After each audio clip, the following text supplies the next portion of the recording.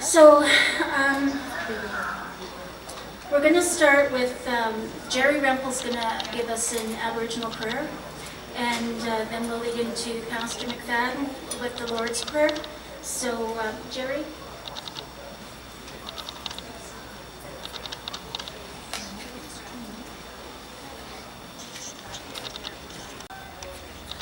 It's great to see so many people here tonight. This is awesome. So I'd like to start tonight by acknowledging our ancestors, all of our ancestors. I'd like to acknowledge the people and who have walked on this land before we have come, before we've been here. I'd like to give thanks to our Creator for all that we have, our family, our friends, our health. I'd like to give thanks for those people who we are thinking of tonight. We all have people that we're thinking of. And I give thanks that what they have done here has certainly made the world a better place, without question. So I ask Creator tonight to give us all strength, to get through what we're, this tough time that we're seeing.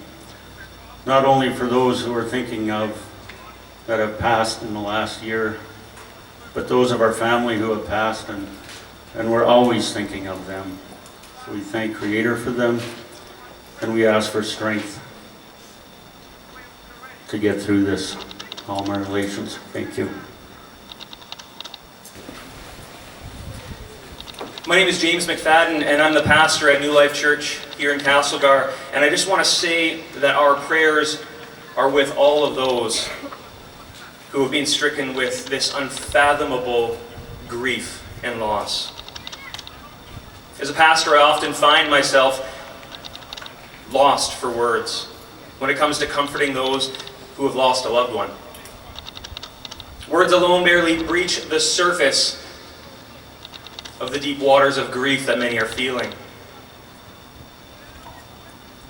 This grief seems to engulf those that are in these circumstances, and they're caught up in these waves and feel they have no way out. But we're compelled to stand with and for those who cannot stand by themselves. We're compelled to support those who are weary and heavy laden, and we're compelled to bring warmth into the cold and hopeless void that accompanies the devastation of death and loss. We are compelled to stand alongside our fellow citizens in our city and abroad. We have to ask ourselves, how do we grieve? And when does the sorrow even begin to end? As one would be standing upon the edge of a canyon, the shouts and the calls, the events that happen in our lives, they echo back to us, each one reflecting and reminding us of the grief and the loss that we've experienced. And this pain is common. This pain is also communal. It's something that we feel and share together. However, it attacks us. It echoes back at us. At times we feel that it mocks us. There will be moments where we feel we're drowning and we're reaching for the surface, gasping for one more breath. We find ourselves seeking deeper into the void, further into the abyss. At times we feel that we're surrounded by blackness, unforgiving waters that are swallowing us. It's hard at times not to concede to the inevitable. It's hard to not yearn for the hereafter. We hope that maybe there at least we could find peace. We ask ourselves, how can life come after something like this? Can it? Not the same life that it used to be. Not the same dreams. For now, in this life, we're maimed and we're scarred. We're bearing in this life the markings of those who have left us too soon, who have been taken from our warm embrace. It's unimaginable to believe that we could ever possibly love again, or to believe that we could love with the innocence of a child, never even imagining that love could be taken from us. Yet now more than ever, we need to cling to love with childlike faith, believing that one day love will live in our hearts again. We ask and we pray and we plead that even in the midst of this sorrow, our hearts may be filled with the purest of love, as it is love that will carry us through. Not the type of love that our world has deemed to be okay, for that love is tainted and broken and calls us to do things that cause harm to one another. It leaves us wanting. It leaves us waiting. But the love that we seek to heal us is patient. It is kind. It does not boast and it does not envy. The love that will sustain us upholds honor. It's not self-seeking. It is not easily angered, and it keeps no record of wrongs. It will uphold us because it does not delight in the evil things that bring destruction, but rather rejoices in the truth. This love we need always protects. It always trusts. It always hopes. And it always perseveres.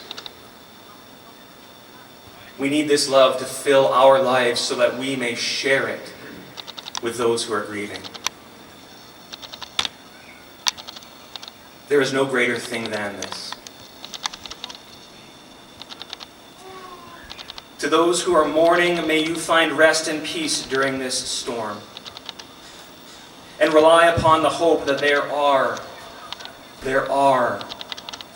brighter days ahead. To those who have strength in this moment, may you be compelled to come alongside those who are at their lowest and love them unconditionally. And to all of us, may Christ's love be ever present in each of our hearts and towards one another as we come alongside those who are hurting and weep with those who weep. Thank you and God bless. It is for the families of Sydney Jensen, Matt Beaudet, Brandon Adams, Chrissy Archibald, Tasha Bates, Richard Askew, and Chrissy Stroes, and the many more that died before and since. We also pray for the safe return of Alvin Dunic, who I don't believe has been found yet, but he's in our hearts. We also need to keep the Tremblays, the Heatons, and the Smees in our hearts as they are going through some health issues within their family, and they need our support. And oftentimes just giving a nod, a hug, a smile, even a mention, how are you, is what they need, and that's what our community does. It's for those of us that lost a loved one or just need love and positive energy. It is about embracing what is good and loving. Peace and love will always get us through. Hate and intolerance have no place in our communities.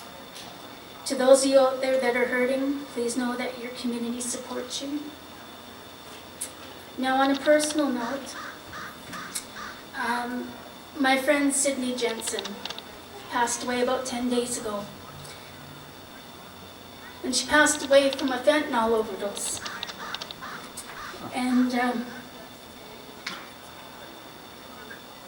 it doesn't have, unfortunately, the compassion behind it that when I talk to people about it, that it should have.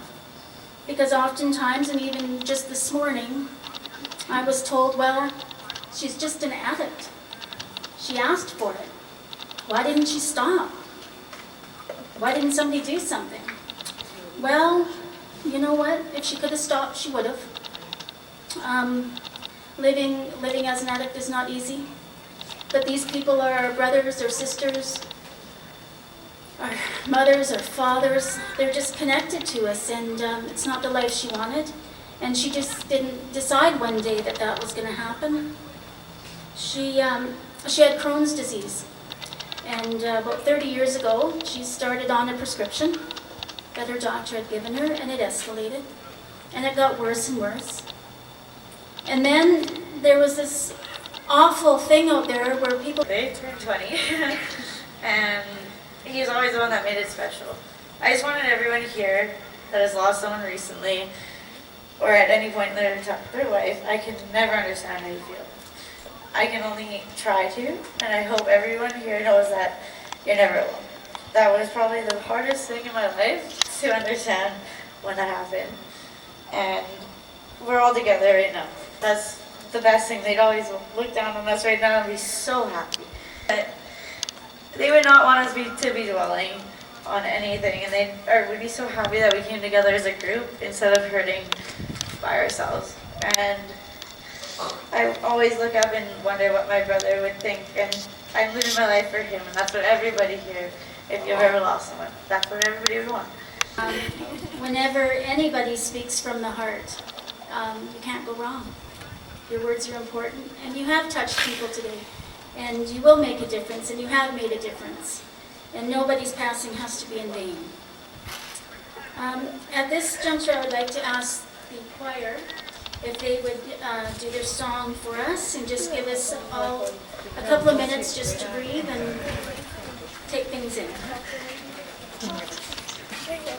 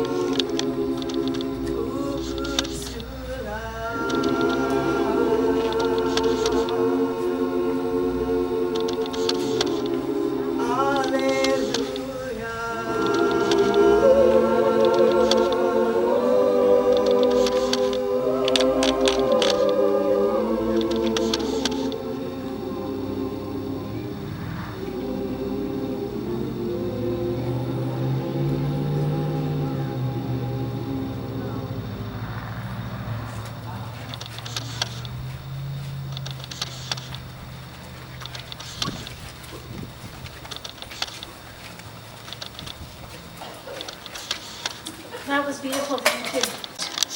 10 days, 2 weeks. It seemed every time that I opened my email, checked Facebook, answered the phone, there was another request for prayers for someone who'd lost someone who was facing health problems. It became quite overwhelming and part of a prayer chain, and so I get a lot of requests. And then I started to hear about calling together this gathering. And something changed. There was all this unhappiness, but all I could feel was love. The love in this community is unbelievable. How we always come together when there is a problem, when there's tragedy. I know we don't always agree. We all have our differences. But there is tremendous love in this community, and I cannot believe how many people are here tonight. Thank you. After 9/11, Alan Jackson wrote the song, "Where Were You When the World Stood Still?" In that, he says, "I know Jesus, and I talk to God. And faith, hope, and love are 3 things he gave us. And the greatest of these is love." That's actually from the Bible, from Corinthians. Google it sometime. Also, it made me think about a children's story that I do. It's part of a series of books called Brown Paper Bag Sermons. You come to church with something to talk to the children about in a brown paper bag. Actually, in one community, one girl decided that I was the bag lady. I love doing this with the children because it gives symbols and something for them to hold on to. And the one that I do for love is a symbol that you don't think of as love because you think of hearts. But actually, it's paper clips. What do paper clips do? They hold things together. And that is what love does. Small paper clips hold families together. Bigger ones hold communities together. And actually, when you come right down to it, the biggest bulldog paper clip that you can find is God. God, by whatever name you call him, or her if you prefer. God, Allah, Creator, higher power, universe. It's all held together with God's love. And we can see that tonight. I thank you all for coming. I always give the bag to the kids to take a paper clip home. I'll pass it around, there's not enough, but if you feel inclined, take one, clip it to your shirt, put it in your pocket, take it home, put it on your windowsill. And when you look at it, think of love and all the love that's in this community for everyone that is hurting. And know that if you are having problems, you are surrounded by love. Thank you. Jacket. It brought back a memory. On the back of Marion's jacket, there's a tree of life, and it says Team Natalie on it. Well, a few years ago, we found out that my daughter had a mass in her chest. And they said it most likely was cancer. And they were very blasé about it, because you have to remove yourself from an address. The end result is that it wasn't cancer, but there is a mass in her chest, and it's not growing, and she'll be fine. But when my friends in my community found out about it, we were just in a chat group talking, and next thing you know, I'm down, with my daughter getting a biopsy done, and I go to pay for my room, and my room's paid for, and I don't know by who, and then it was my girls that did that.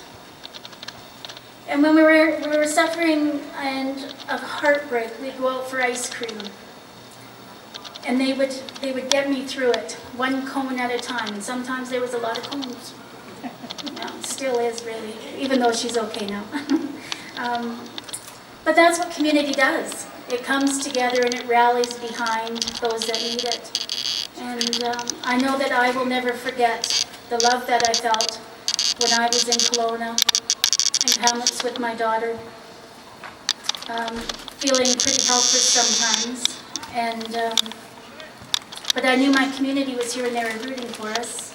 And we would get messages of prayer and love and peace and all of that stuff. Whatever you want to call it. Maybe it's not a prayer, maybe it was just a nice saying. But it sure helped. Because I've always been one of these people that said I'm not religious. Boy, am I finding out wrong. I don't know what the religion is, but there's something out there that's greater than all of us, and I know that now. Because he does answer prayers. She answers prayers. And for that I'm grateful. Because it's how we get through. And without that higher power, whatever it is, I don't know how most of us would get through. I'd like just to touch a little bit on Matthew Beaudet. He is the son of Trevor and Evelyn. He's the father of 2 young boys and a husband, and a sister to Hélène, or Moso as I call her. Years and years and years ago, it almost seems like a lifetime ago, I ran a licensed daycare in town, and I looked after these 2 kids, Matthew and Hélène. And Matthew always looked after his sister, and she was a hellion. And I stayed in touch, and I love the family, and, you know, Evelyn's still not back yet, or Trevor, and they're dealing with what one deals with when you lose someone. And she handled herself, Evelyn did, throughout this whole thing. Matthew was diagnosed when I was told about Natalie, and she sent me a note and said, geez, Matthew's got some form of cancer too. And he ended up, first of all, he lost his foot. And they thought they got it, and then it came back. And he just died just last Saturday, I believe. Everything's running into one another, so I'm not keeping track of the days very well. You know, and he was in his, you know, like early 30s. And you think, why? Like, how unjust, how unfair, you know? How can that even be right? And if there is a higher power, he or she, how do they let this happen? And I have to believe that there's a lesson in it for us to learn. Because if there's nothing we can learn from it, then it's for nothing. And I refuse to believe that any person dies for no reason. I will not let myself believe that. So my prayers go to Evelyn and Trevor and Moso, and know that your community loves you and will hold you tight and will think of you tonight and in weeks to come. And after a while, you know, you might not hear it all the time, or you might not get the hugs, but it's okay to ask for them. It's okay to remind people that you're still hurting. And sometimes we don't want to be in your face about stuff, so we don't want to go up to you, you know, months after and say, how are you, or how are you feeling, to bring back some memories that maybe, you know, are going to make you feel terrible. But I think we all know that in community that we don't have to say it. Sometimes we just have to look out there and we get a smile, or we get a nod, or we just get a look, or maybe somebody just walks by and touches your arm. And you know they're out there for you. Because Castlegar is a loving, peaceful, kind, compassionate community.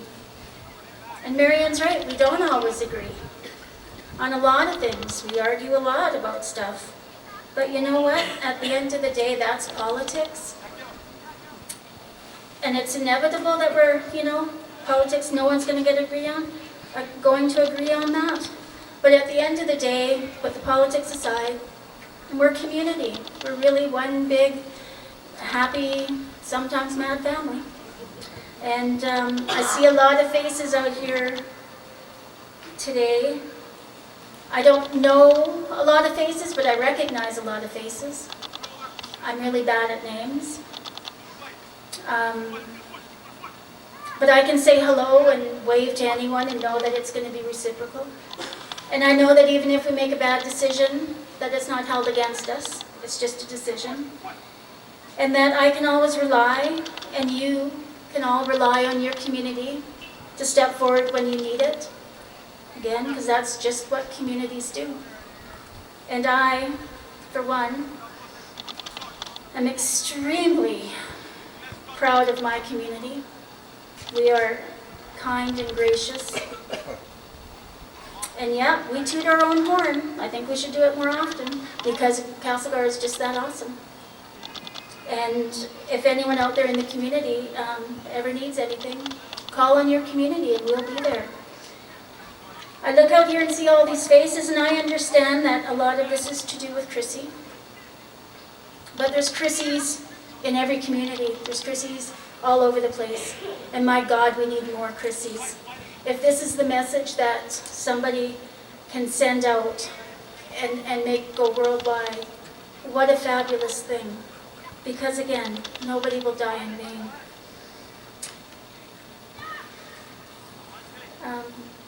I would like to ask Jerry Rempel to come up again, and I'd like him, Jerry always gets asked to come up to speak either as an elder or as the fire chief in an official capacity. But I just want Jerry, just Jerry, to come up and say a few words, because this fabulous friend of mine has seen a lot in his life and in his working life. And he is probably one of the most kind, compassionate, loving people I've ever met. And I'm proud to call him a friend, and I'm extremely proud to have him as a community member, because he embodies what communities are about. So, not that I put you on the spot or anything, Jerry, but could you come and just empty your heart to all of us? A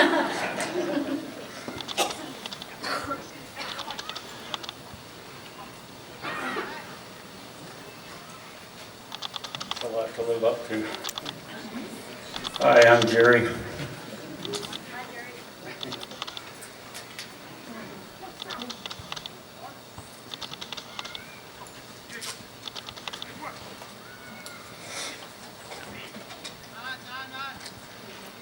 As I mentioned before, it was very nice to see everybody out here tonight, and it's pretty obvious the need for healing is here. It seems not that long ago that we were here because of so many young deaths last year, and here we're again, the same place for the same reason. I found through my experience with Castlegar, being a relatively small town, these times seem to have more of an impact on people. We're not big enough of a community yet that we don't know a lot of people. So when someone is affected, generally we know the person. We know of the person or know someone who knows a person or a family member.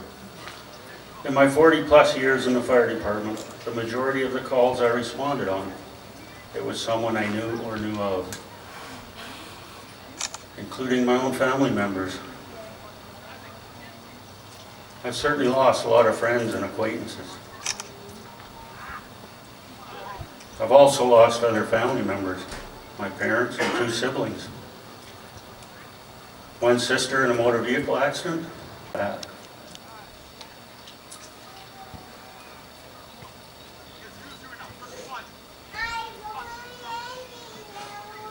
I know it's not an easy journey sometimes to deal with these things. Sometimes it takes a long time. You never forget, and you shouldn't forget. But it does somewhat become easier as time passes. Moments come and go. I think we've all been there. We've all lost people dear to us. I do know that when things like this happen to someone you know, it brings memories back to things that you've experienced years ago. It has a way of doing that, it seems. Our fire department in the last week has had 2 of our former members lose their children. Those 2 children are Nikki Hackett and Matt Beaudet. No one's immune to this type of thing. I don't know what the answer is either, Deb.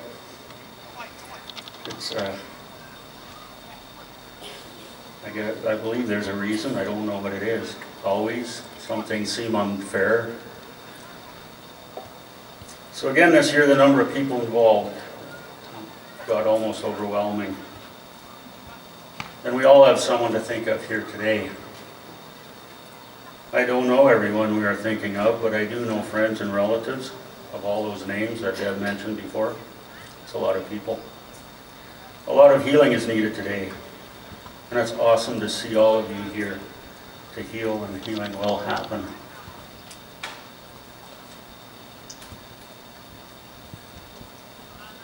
And through my career, I've always felt I would be a firefighter and not a judge. And we deal with people in all stations of life. And they're all humans, they're all people. Everyone has something to contribute and do contribute. And I think that's an important thing to remember. That we forget no one, and everyone counts. Everyone deserves respect. Thank you.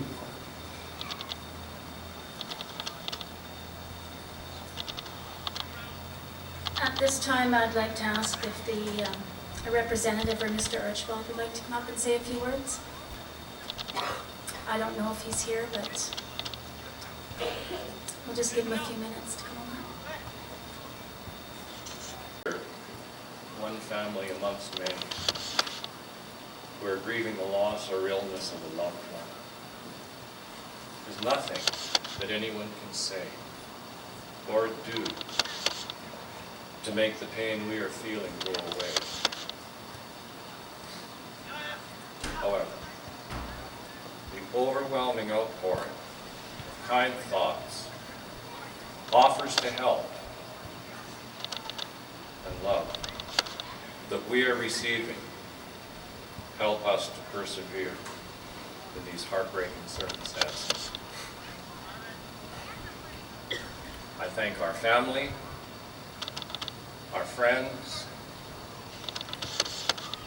and our community for their love and caring support.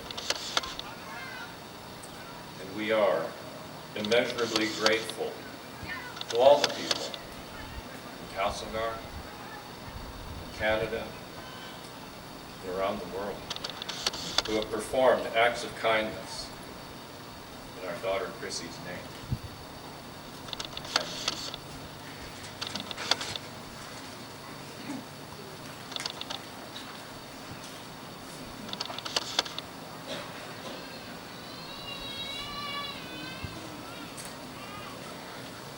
Thank you for that. Maybe this is a good time to have the choir do another song. Or maybe not, because everybody's...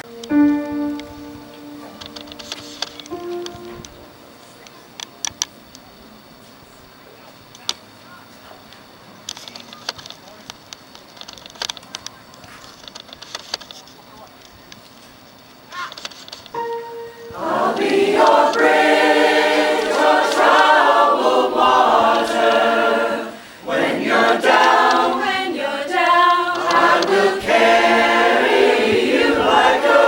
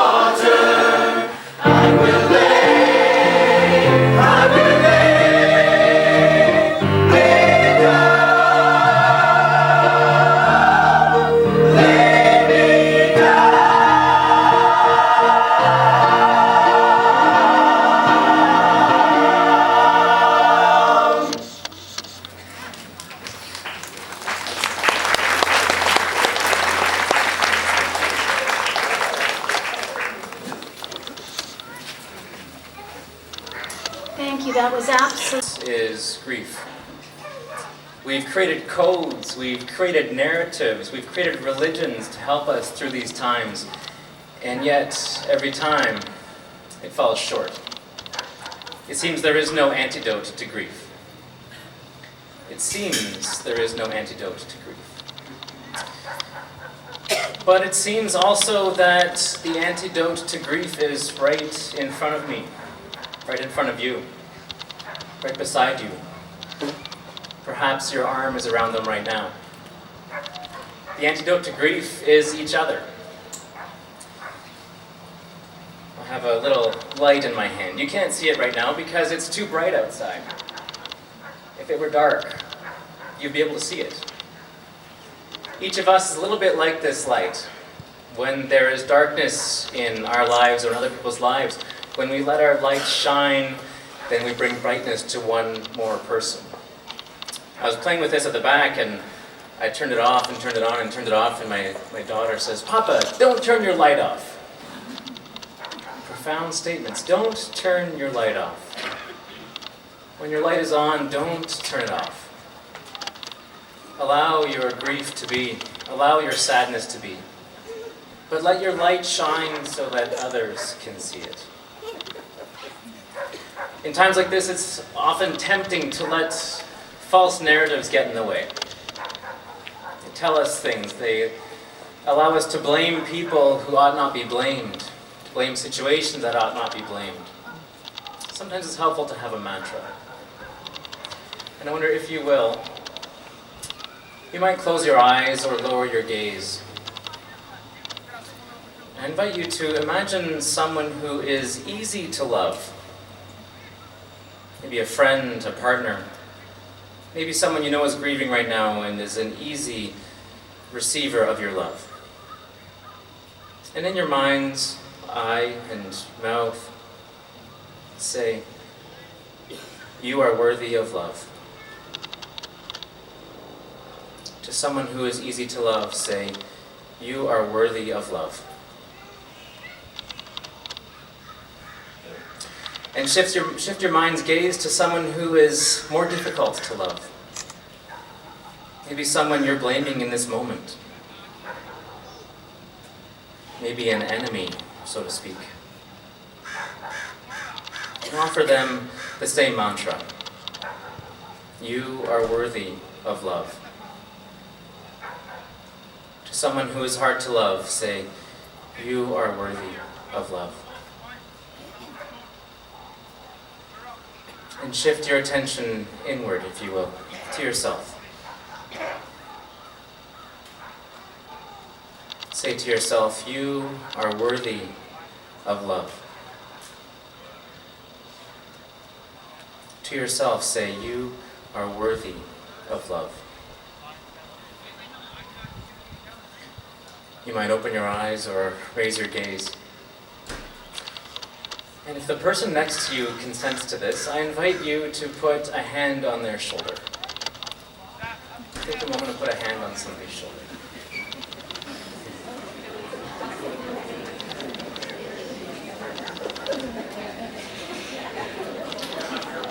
And in your mind, say the same mantra.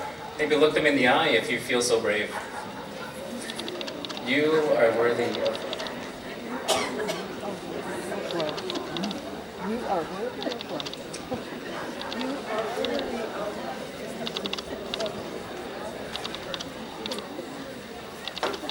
So, before things started this evening, a friend of mine came up to me and she handed me a little trinket. And I grabbed it and said thank you, and I just held it in my hand and I didn't really look at it, and I didn't appreciate it for what it was. And Kyra Hogan, thank you. There's a peace sign, which is my sign, and it says peace on earth. Wouldn't that be something? Isn't that a wish that we all have? So we don't have grief and heartache and missing those that we love and losing parents and children. It hurts our heart.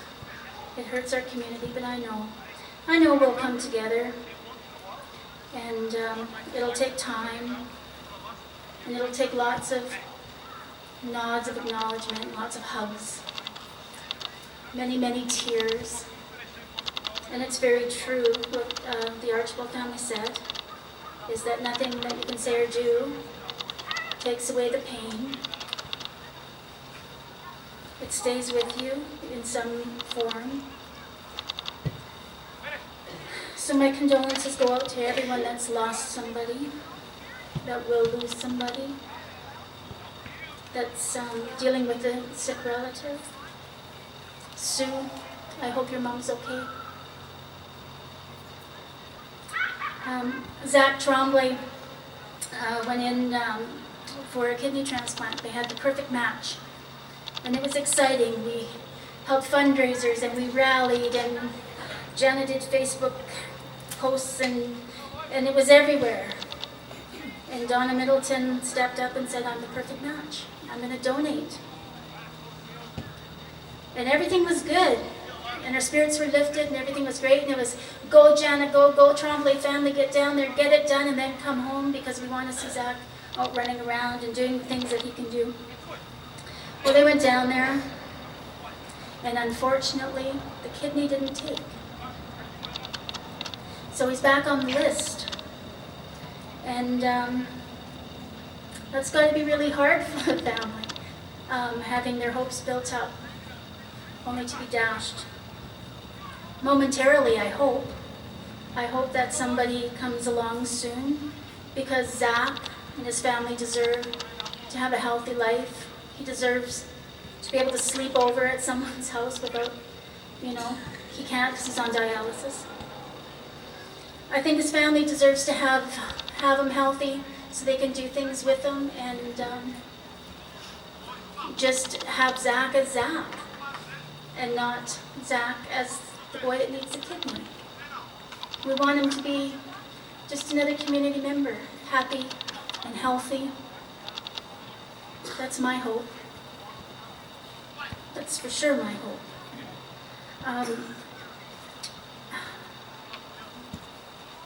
Gloria Smee is going through some things, and her family is on Facebook, and they were putting some messages out that she needs some love and light in her heart sent to her.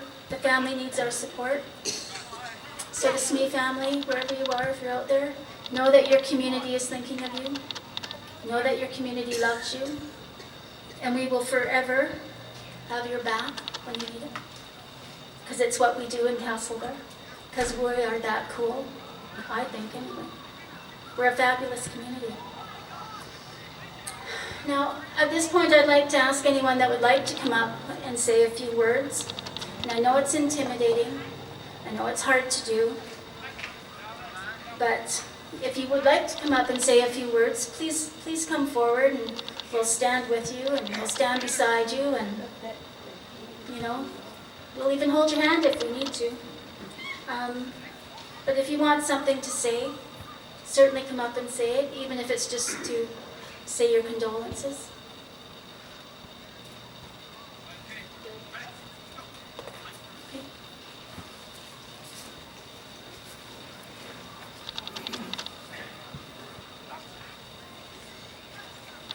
Thanks, Deb. This is amazing turnout, and thanks everybody that come. My name is Sue Heaton-Schuster-Beaudet. I've been a resident of Castlegar since 1988. I'm one of your city councillors for the last 6 years. I've recently had some really bad news about my mom, but during that time, I said I wasn't going to cry. I know. But during that time, I had the opportunity to co-sponsor and coordinate Zach Tremblay's Miracle fundraiser. And during that time, our community rose up, embraced the family, and we raised almost $20,000 on his journey. Unfortunately, his journey wasn't successful this time, but they're going to get it right next time. And we know there's a donor out there. But at this time, when somebody falls, our community is always there to pick them up. We embrace our community. You really are the life bloodline of our community, each and every one of them. Many of you know that our tagline for our community is happily ever after. We pick each other up and we make it that happily ever community. To the Archibalds, I have never read something so profound in my life. It really has changed our country, our world, that hate and evil never win. Love trumps everything. And we have to hold that in our heart and believe that. And out of everything bad, something good happens. And in that, I want to turn it over to Deb. Thank you.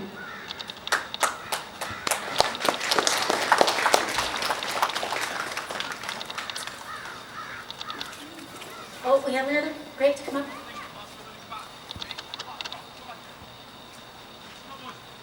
Hi, I'm probably one of the newest members here in Castlegar. I've only lived here for 1 year, and I just want to say thank you all for welcoming my family with open arms.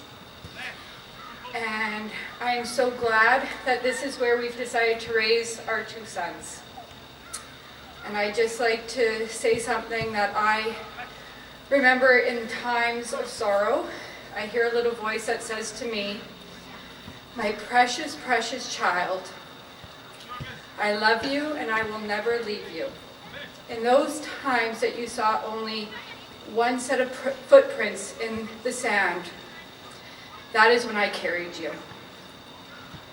And right now, we have to remember that as a community, we will carry each other, and God will carry us through this.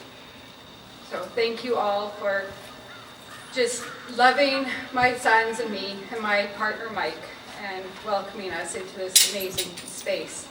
And if anyone needs a hug, please come, because we want to just give out hugs and love tonight.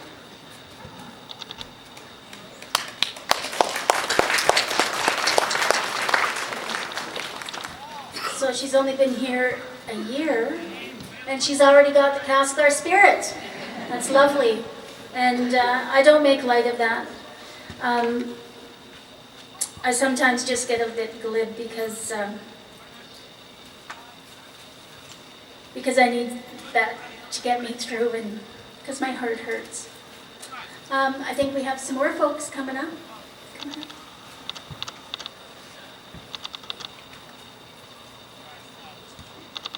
Hi, thank you. I'm Jera. I'm recently new to Castlegar as well. I want to say thank you to everybody for welcoming our new Muslim community to the group. It's small, but we're growing. There's a lot of people coming in for schooling, and I came back because my family is here. Really huge condolences to their family for their loss. And I think it's really important that everybody stands behind them and really understands that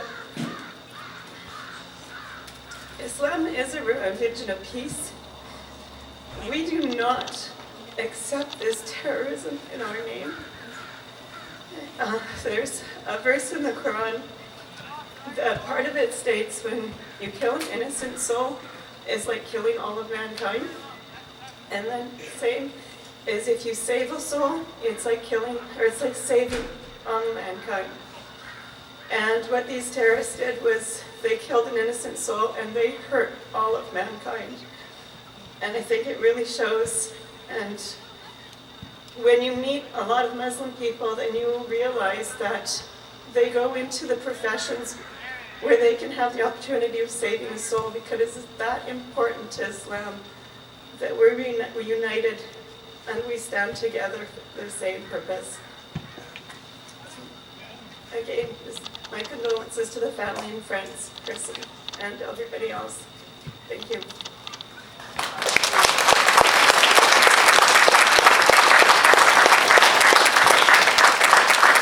The Beaudet family, Trombley's, Gloria from our housing co-op who is ill. Another family I came with from our housing co-op who has very sick family in Bangladesh.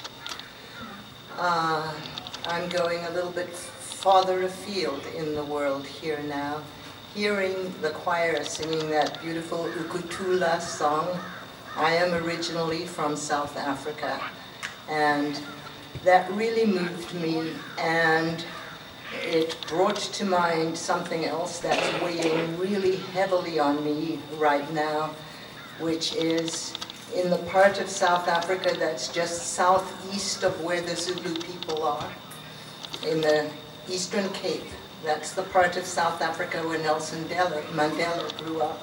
There are huge wildfires raging right now due to global warming, due to climate change, and people and animals are getting burnt alive in these fires, which they describe as apocalyptic. I have an old school friend there whose house survived, and I know a couple of other people around there who are okay right now. But the thing, I read something just yesterday when I was following this fire, and somebody who was there in the middle of it, who had been seeing these walls of fire coming at them and just destroying everything, said, now we know, or have a glimpse of what it's like to be perpetually surrounded by this. People in Syria, people in Iraq, people in Afghanistan are living through hell like this every day.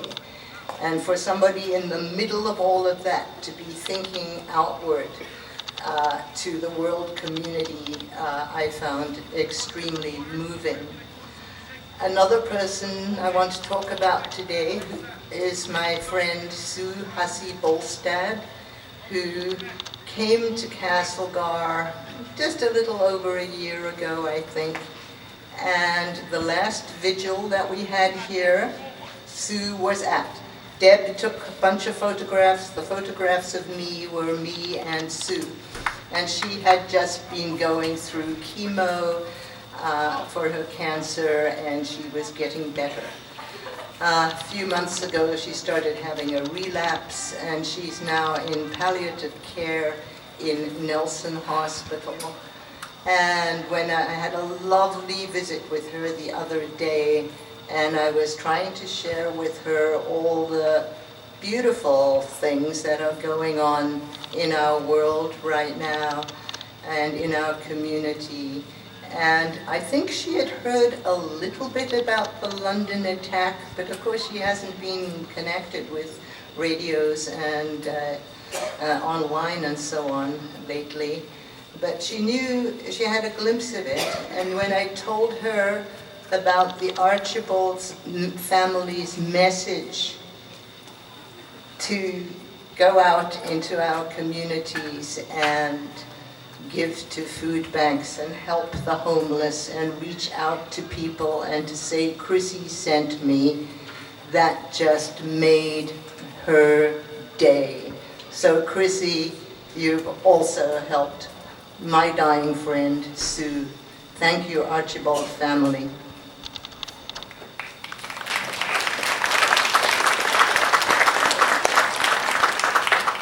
Are there any other people that would like to come up?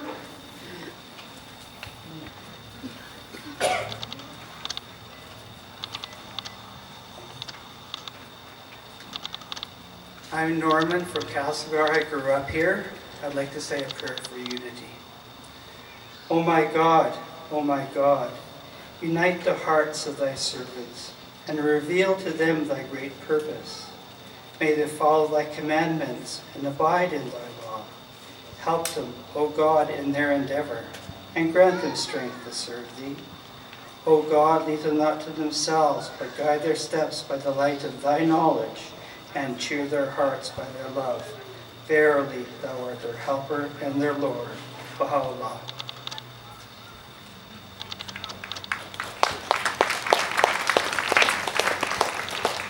Is there anyone else that would like to come up? Okay, so at the end of this ceremony, we are going to have Jerry Rempel just over here, and he's offered to do a smudge for anyone that would like to partake in it. Don't feel obliged, just to know it's there if you want it, and a little bit more healing for folks. So, as we come to a close, I just want to say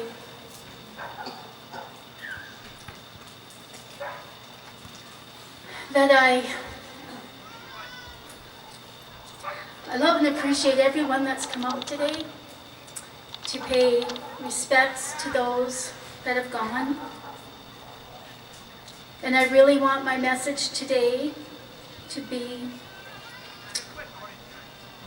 you can't judge somebody by what they do, because that's not who they are.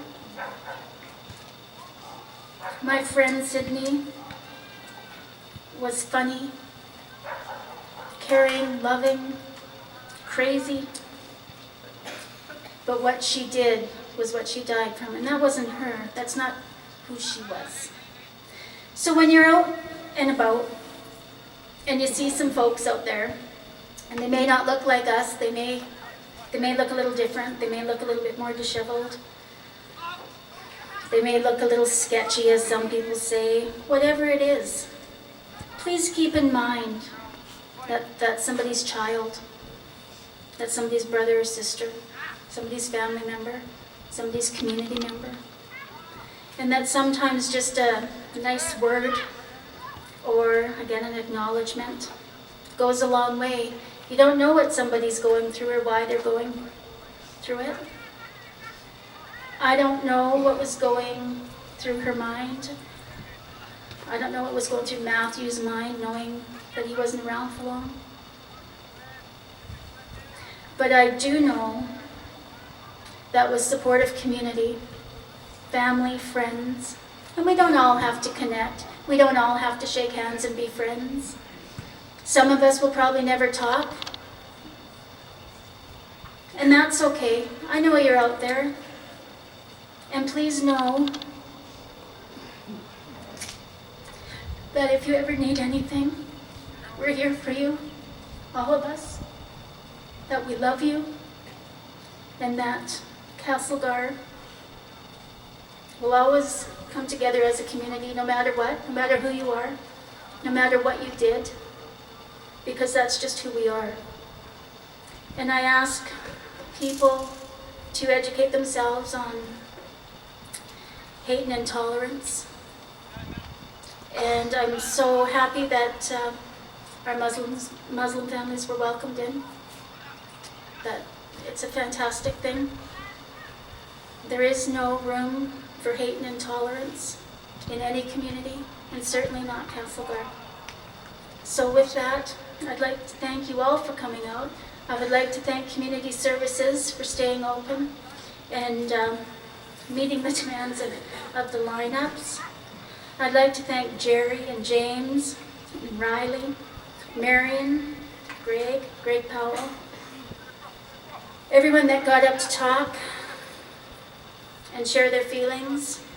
To those of you that wrote on the posters, I want to thank you, because your words, your acknowledgement, even your name, is going to mean something to somebody when they look at that.